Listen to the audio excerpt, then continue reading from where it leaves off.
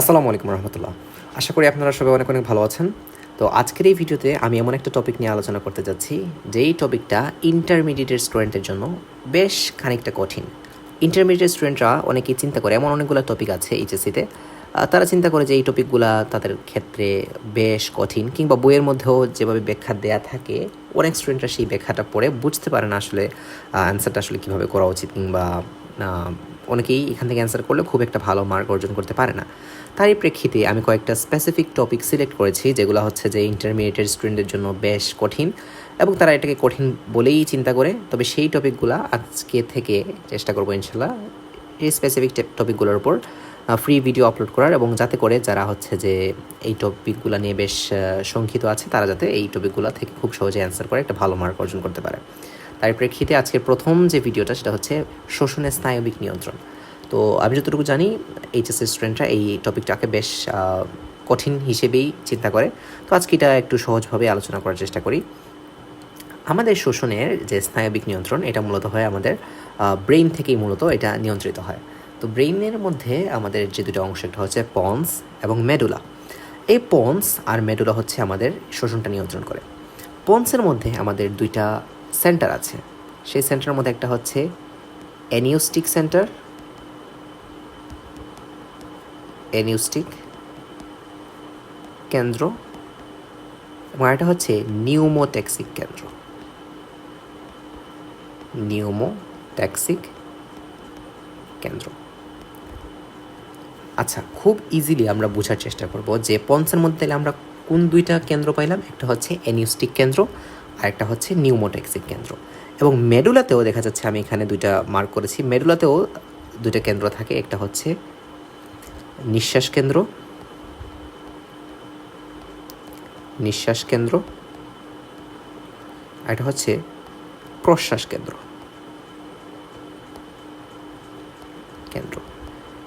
তো ওভারঅল এই চারটা কেন্দ্র, মানে এই চারটা না, ইউজুয়ালি এটা একটা কমপ্লেক্স হিসেবে থাকে। তো এই কেন্দ্রগুলো হচ্ছে মূলত আমাদের শোষণটা নিয়ন্ত্রণ করে থাকে। এটা হচ্ছে নিউমোট্যাক্সিক এবং অ্যানিউস্টিক, অন্যদিকে হচ্ছে নিঃশ্বাস কেন্দ্র এবং প্রশ্বাস কেন্দ্র। তো বোঝা যাচ্ছে যে নিঃশ্বাস কেন্দ্র নিঃশ্বাসকে নিয়ন্ত্রণ করবে, প্রশ্বাস কেন্দ্র প্রশ্বাসকে নিয়ন্ত্রণ করবে। তো নিঃশ্বাস কেন্দ্র আবার এখানে যদি আমরা একটু চিন্তা করি, যে এই নিঃশ্বাস কেন্দ্রটা মেইনলি নিয়ন্ত্রিত হয় নিউমোট্যাক্সিক সেন্টার বা নিউমোট্যাক্সিক কেন্দ্রের মাধ্যমে। আচ্ছা, খুব ইজিলি যদি একটু বোঝার চেষ্টা করি, আমরা আগেই দেখলি এটা হচ্ছে অ্যানিউস্টিক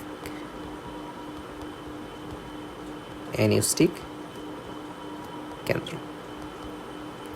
এই অ্যানিউস্টিক কেন্দ্র কাকে নিয়ন্ত্রণ করছে? অ্যানিউস্টিক কেন্দ্রটা মূলত নিয়ন্ত্রণ করে আমাদের প্রশ্বাস কেন্দ্রকে,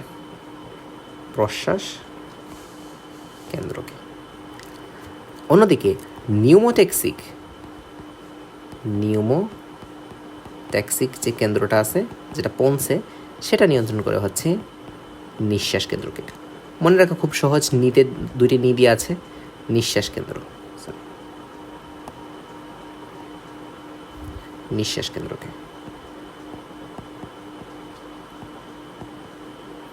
আচ্ছা, যতটুকু বললাম তা আবার রিক্যাপ করি। আমাদের ব্রেইনের মধ্যে দুটো অংশ আছে, একটা হচ্ছে পন্স আর একটা হচ্ছে মেডুলা অবলঙ্গাটা। পন্সের মধ্যে থাকে অ্যানিউস্টিক সেন্টার এবং নিউমোট্যাক্সিক সেন্টার, এবং মেডুলার মধ্যে থাকে নিঃশ্বাস কেন্দ্র এবং প্রশ্বাস কেন্দ্র। তো এই কেন্দ্রগুলার সমন্বয় মূলত হচ্ছে আমাদের শোষণটা, বা যে আমরা শ্বাস ত্যাগ গ্রহণ করি কিংবা শ্বাস ত্যাগ করি, সেটা আসলে এই কেন্দ্রগুলার ক্রিয়ার মাধ্যমেই নিয়ন্ত্রিত হয়। তো আমরা তারপরে দেখলাম যে হচ্ছে আমাদের অ্যানিউস্টিক কেন্দ্র, যেটা হচ্ছে পন্সে থাকে, সেটা নিয়ন্ত্রণ করে প্রশ্বাস কেন্দ্রকে, আবার নিউমোট্যাক্সিক কেন্দ্র সেটা নিয়ন্ত্রণ করে আমাদের নিঃশ্বাস কেন্দ্রকে। আচ্ছা, এইটুকু যদি ক্লিয়ার থাকে তাহলে আমরা একটু বোঝার চেষ্টা করি। এখন চিন্তা করো, এটা একটা রক্তনালী। তো তোমার বিভিন্ন কাজের পরে রক্তনালীর মধ্যে কোনোভাবে কার্বন ডাইঅক্সাইডের পরিমাণটা বেড়ে গেছে।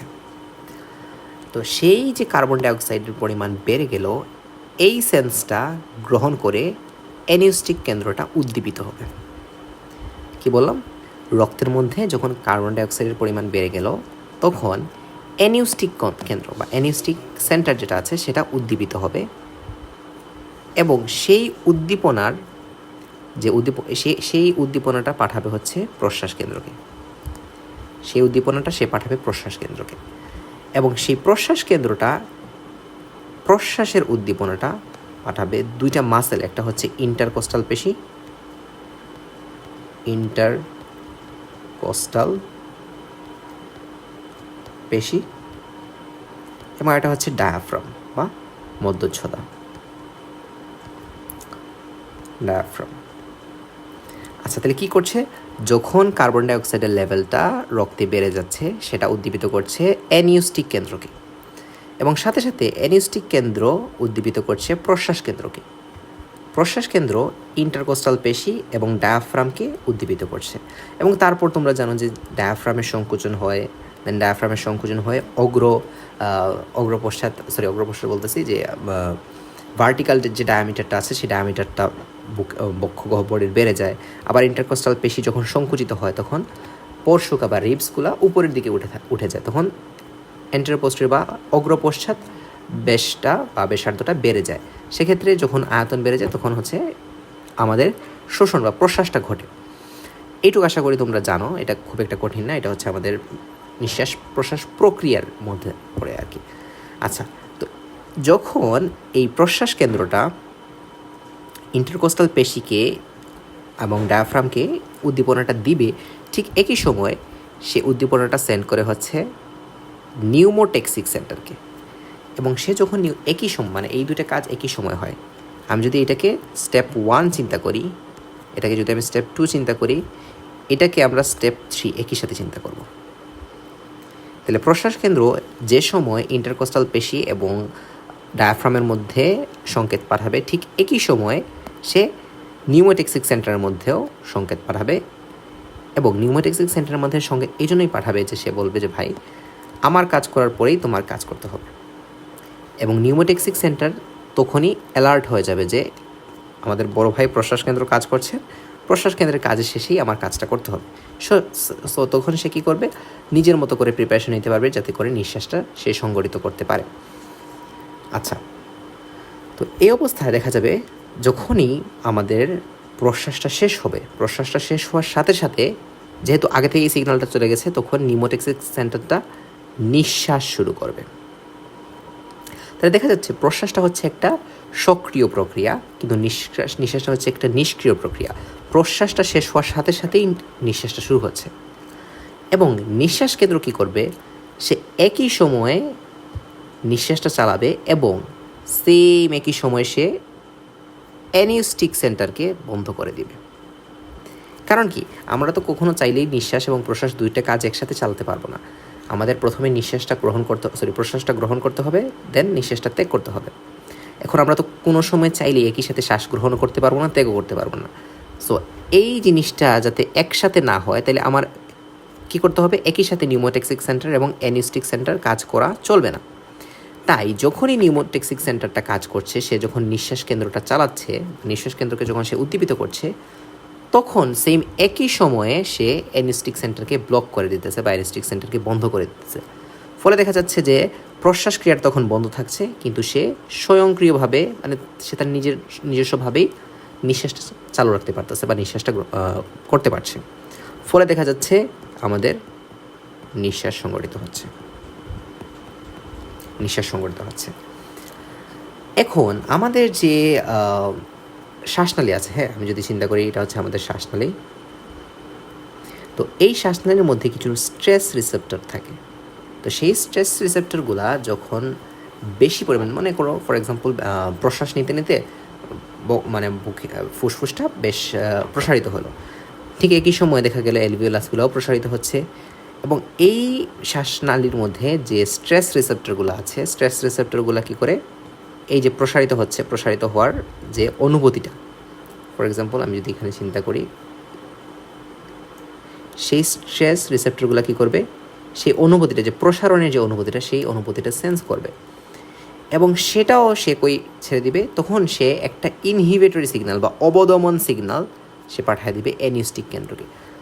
কারণ সে বলবে যে ভাই আর ফুলেও না, অ্যালভিওলাসগুলো তো কি যখন বায়ু প্রবেশ করে তখন তারা ফুলে ওঠে, তখন সে একটা ইনহিবিটরি সিগন্যাল পাঠিয়ে দিবে অ্যানিস্টিক কেন্দ্রকে বলবে যে ভাই আর কাজ করো না, আমি অলরেডি ফেটে যাব, এরকম কী হয়ে গেছে। তো দেখা যাচ্ছে অ্যানিস্টিক কেন্দ্রতে দুইটা অবদমন সংকেত যাচ্ছে। একটা হচ্ছে নিউমোটেক্সিক কেন্দ্র, সে তার কাজের জন্য সে একদিকে অ্যানিস্টিক কেন্দ্রকে অবদমন করে রাখছে, এবং সেম একই সময়ে, মানে একই সময় না, সময়টা একটু তারতম্য হতে পারে, তবে শ্বাসনালী থেকে স্ট্রেস রিসেপ্টরগুলো সেই সংকেতটা, মানে যখন অ্যালভিওলার প্রাচীরটা বা শ্বাসনালীর প্রাচীরটা ফুলে উঠলো, তখন হচ্ছে সেই সেন্সরি সিগন্যালটা সে আবার অ্যানিস্টিক কেন্দ্রকে গিয়ে পৌঁছালো, এবং অ্যানিস্টিক কেন্দ্রকে বলল যে আর তোমার কাজ করা লাগবে না, অলরেডি আমি মানে বায়ুতে স্যাচুরেটেড অবস্থায় আছি।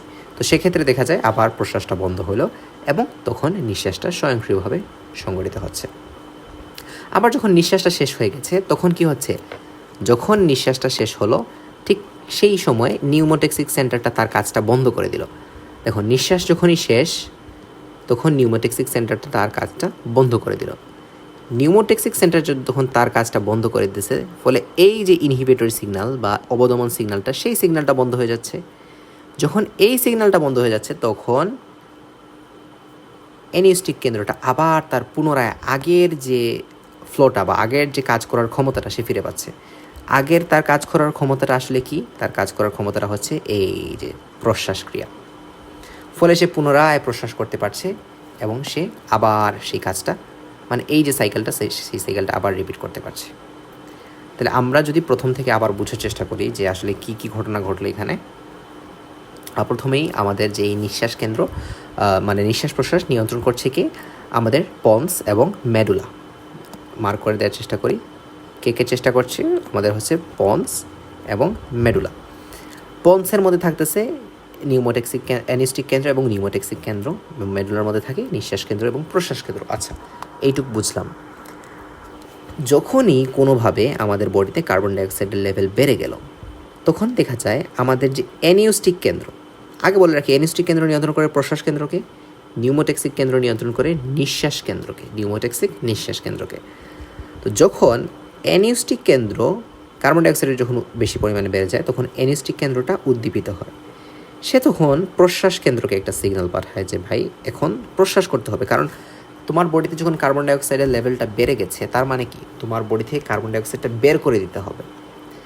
যদি কার্বন ডাইঅক্সাইডটা বের করতে হয়, কার্বন ডাইঅক্সাইড তো তুমি চাইলেই শ্বাস ত্যাগ করতে পারবে না। আমাদের একটা সিস্টেম আছে যে আমরা আগে শ্বাস গ্রহণ করি, তারপর হচ্ছে শ্বাস ত্যাগ করি।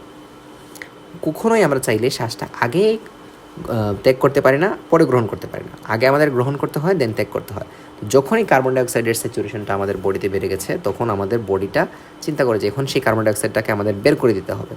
তখন সে অ্যানিস্টিক কেন্দ্রকে উদ্দীপিত করে, এবং অ্যানিস্টিক কেন্দ্রটা প্রশ্বাস কেন্দ্রের মাধ্যমে উদ্দীপিত হয়ে ইন্টারকোস্টাল পেশি এবং ডায়াফ্রামের মধ্যে সেই সিগন্যালটা পাঠায় দেয়।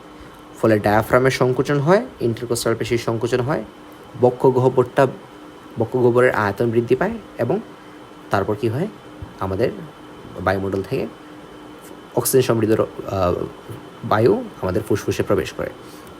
যখনই প্রশ্বাস কেন্দ্র উদ্দীপিত অবস্থায় থাকতেছে, সে একই সময় এই ইন্টারকোস্টাল পেশিকে উদ্দীপনা দেয়, সেম সময় সে নিউমোটেক্সিক কেন্দ্রকে উদ্দীপিত করে, যাতে করে তার কাজটা শেষে, মানে প্রশ্বাস কেন্দ্রের কাজটা শেষেই নিউমোটেক্সিক কেন্দ্রটা স্বয়ংক্রিয়ভাবে কাজ করতে পারে।